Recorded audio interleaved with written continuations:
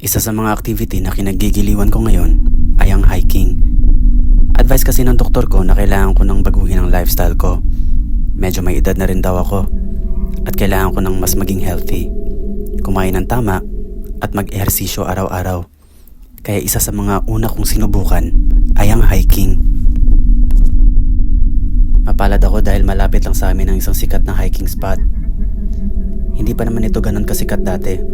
Naging popular lang siya nung na-introduce ito sa iba't ibang social media ng mga vloggers. Dati, mga residente lang at nagkakaratig barangay ang umaakyat dito. Pero nang kumalat ang mga videos online, halos araw-araw, dinarayo na ito ng mga tao. Bagay na bagay kasi ang bundok na to sa mga gustong magsimula ng healthy lifestyle. Madali lang siyang puntahan dahil nasa city lang siya mismo at maganda rin ang tanawin. Ang pangalan ng bundok na to, Starbucks. Ayon sa mga lokal, tinawag itong Starbucks dahil hango raw ito sa pangalan ng isang sikat na coffee shop. Hindi ko na lang babanggitin pero sigurado akong alam nyo kung anong coffee shop ang tinutukoy ko. Bukod pa doon, may mga nagtitinda rin kasi ng kape sa tuktok ng bundok, kaya lalong bumagay yung pangalan. Nung sumikat ng husto ang Starbucks, halos 24 hours nang may umaakyat at bumababa rito. May mga beginners, may professionals. Minsan, magkakaibigan. Minsan, company outings. Minsan, pamilya ang umaakyat. May ilan ding nagka-camping sa peak dahil maganda raw talaga ang view sa gabi at sobrang lamig ng hangin. Tahimik at sobrang relaxing. Kaya nang sabihin ng doktor ko na kailangan ko magbago ng lifestyle, hiking agad ang naisip ko. Bukod sa malapit lang ito, marami ka pang nakikilalang bagong tao. Pero, napansin ko rin na mas tahimik kapag weekdays. Kapag weekends kasi, halos magsiksika ng mga tao sa trail. Kaya mas gusto kong umakyat kapag kalagitnaan ng linggo.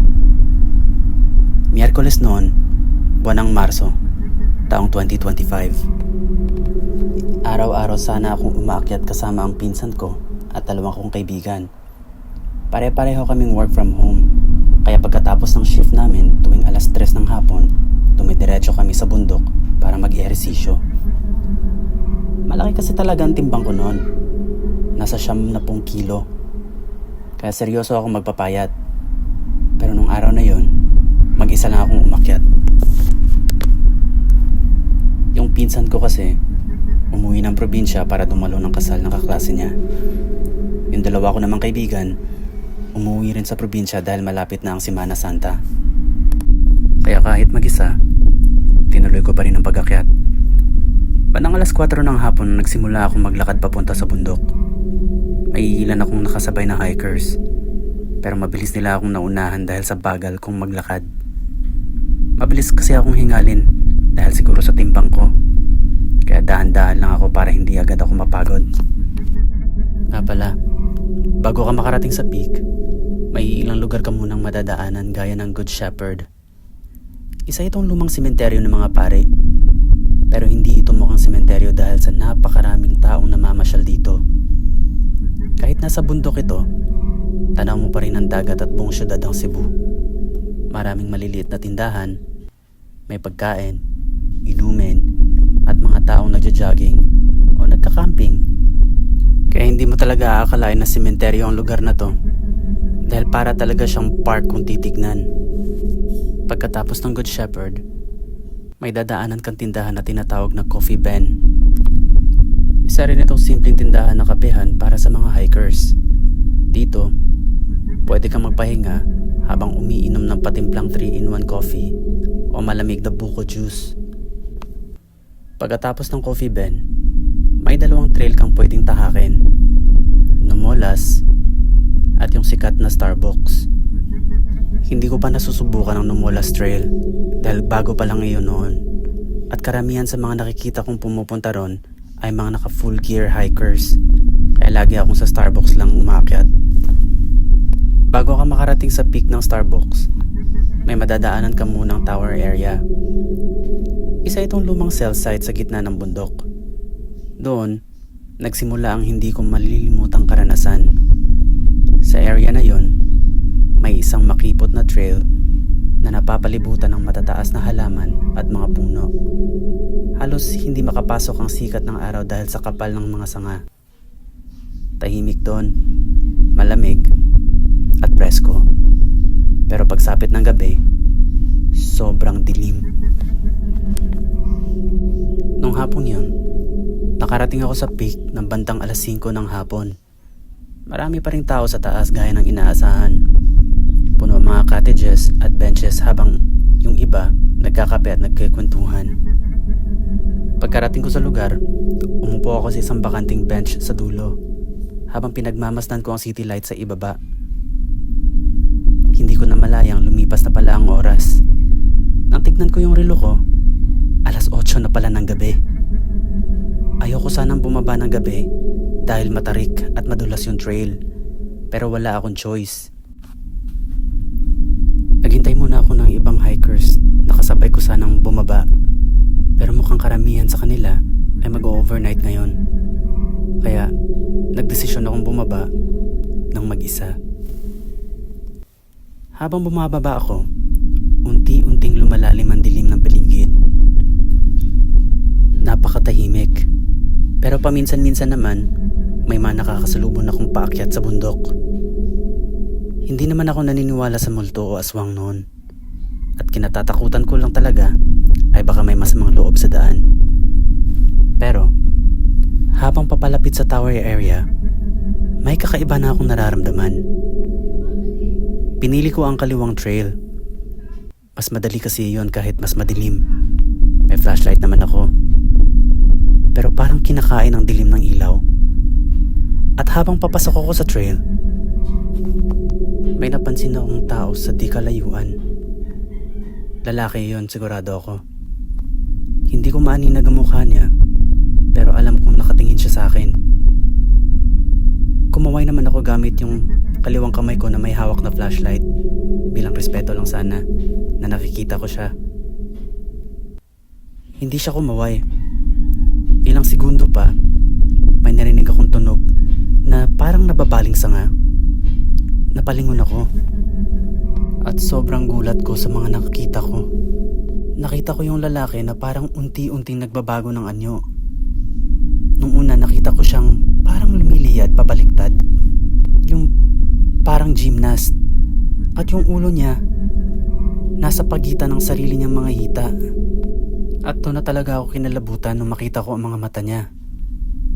Kumikislap ito na pulang-pula na para bang nagbabaga. At mula sa kinatatayuan ko, nanigas talaga yung mga binti ko. Hindi ko maproseso kung ano yung nakikita ko ngayon. Pero ilang sandali lang, nung nagsimulang gumalaw yung nilalang, bigla na lang akong kumaripas ng takbo. Habang tumatakbo ako papasok sa trail, naririnig ko sa likuran ko ang mga bali ng mga sanga. Ramdam ko talaga na may humahabol sa akin. At habang mabilis akong tumatakbo, hindi ko na alam kung saan nakatutok yung flashlight ko. Basta ang alam ko lang, kailangan kong makalayo. Tumatakbo ako ng tumatakbo. At habang ginagawa ko yun, nung una hindi ko maaninag yung daan, pero kusang nag-adjust yung mata ko. At nagulat na lang ako nung ilang sandali, may biglang humablot sa balikat ko. Napalingon ako at nanlaki talaga ang mga mata ko sa mga nakita ko. Nakita ko ang buong mukha ng nilalang. Parang bungo ito na sobrang mabuhok, at ang mga mata pulang-pula, parang apoy. Puntong yun, wala na akong ibang nagawa kundi ang magsisigaw. Kasi nararamdaman ko rin na yung kuko ng nilalang ay bumabaon sa balikat ko. Habang pumipiglas ako at sinusubukan ko mawala, may mga naririnig akong mga paa na papalapit. Yun, nagtagumpay akong kumawala sa nilalang. At sobrang pasasalamat ko na sa unahan may nakita akong mga hikers na tumatakbo papalapit sa akin. At marami sila. At sinalubong ako ng mga hikers. Yung iba sa kanila, naglabas na ng mga punyal at mga itak. At nakita rin nila mismo yung aswang. At ilang sandali nga lang, may biglang umalingaw-ngaw na putok ng baril. Nakita kong tinamaan yung nilalang, kasi napahawak ito sa kanyang balikat. Mabilis itong umurong pabalik sa dilim at sinubukan itong habulin ng ibang hikers. Pero nung akmang susundan na nila yung halimaw, may biglang sumigaw na wag.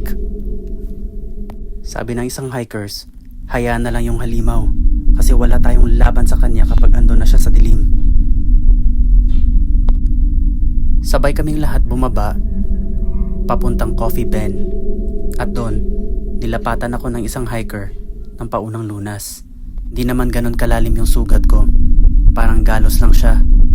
Pero sobrang takot ko talaga sa mga nangyari at nasaksihan ko. Hindi ko akalain na totoo pala ang mga aswang. Ilang sandali may isang matandang lumapit at ang sabi niya, kung ganun nandito pa pala sila.